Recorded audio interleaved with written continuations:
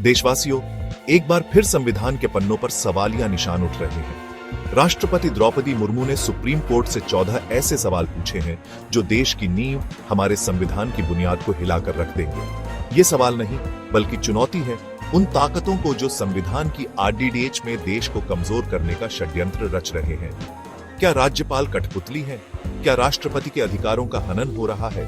क्या न्यायपालिका संविधान की व्याख्या करने के नाम पर उसे ही बदलने की कोशिश कर रही है? ये सवाल सिर्फ सवाल नहीं है, ये देश के भविष्य से जुड़े सवाल हैं। क्या राज्यपाल सिर्फ एक रबर स्टाम्प है? क्या उनके पास कोई शक्ति नहीं है? क्या मंत्रिपरिषद राज्यपाल को बंधक बना सकती है? क्या राज्यपाल स्वतंत्र निर्णय नहीं ले सकते? क्या न्यायपालिका राज्यपाल के विवेकाधिकार को कुचलने की कोशिश कर रही है? चैप्टर 4 अनुच्छेद 361 संरक्षण कवच या बेड़ियां। क्या अनुच्छेद 361 राज्यपाल को न्यायिक हस्तक्षेप से बचाता है या बांध देता है?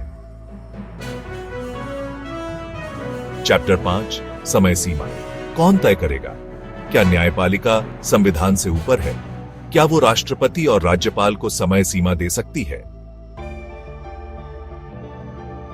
चैप्टर 6 राष्ट्रपति का विवेकाधिकार, कठपुतली का खेल। क्या राष्ट्रपति को भी अपने ही देश में बंधक बनाया जा रहा है? चैप्टर 7 राष्ट्रपति के लिए समय सीमा, लक्ष्मण रेखा या फांसी का फंदा। क्या न्यायपालिका देश के सर्वोच्च पद पर बैठे व्यक्ति को भी नियंत्रित करना चाहती है? चैप्टर 8 अनुच्छेद 143 सलाह या दबाव। क्या राष्ट्रपति को मजबूर किया जा रहा है कि वो सुप्रीम कोर्ट से सलाह लें? चैप्टर 9 विधेयक की न्यायिक समीक्षा कानून बनाने का अधिकार किसके पास? क्या न्यायपालिका संसद के अधिकारों का हनन कर रही है? क्या वो कानून बनाने वालों से भी ऊपर है? क्या सुप्रीम कोर्ट अनुच्छेद 142 के नाम पर संविधान को ही बदलने की कोशिश कर रही है? क्या राज्यपाल को दरकिनार करके लोकतंत्र का गला घोंटा जा रहा है? क्या संविधान पीठ का गठन सिर्फ समय बर्बाद करने का एक तरीका है? क्या सुप्रीम कोर्ट अनुच्छेद 142 का इस्तेमाल करके तानाशाही चलाना चाहती है?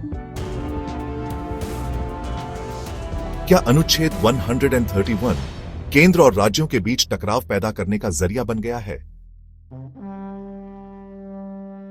देशवासियों, ये 14 सवाल सिर्फ सवाल नहीं है, ये देश की आत्मा की आवाज है।